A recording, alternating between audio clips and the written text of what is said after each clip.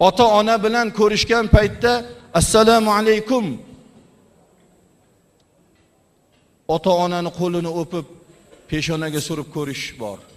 Qaysi biringlarni ota farzandinglar bugun qo'linglarni o'pib ko'rishdi? Bormi shu joyda? Bitta oila bormi?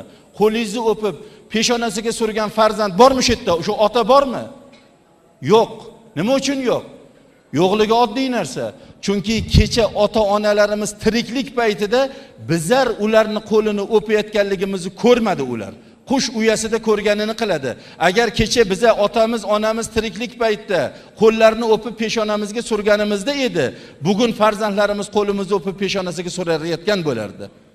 Nima uchun o'pish kerak bu qo'lni?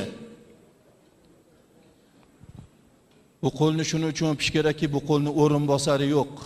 Bu qo'l o'tgandan keyin otangiz o'rniga amakingizni ham, tog'angizni ham o'tkazib qo'ya olmaysiz. Onangizlarni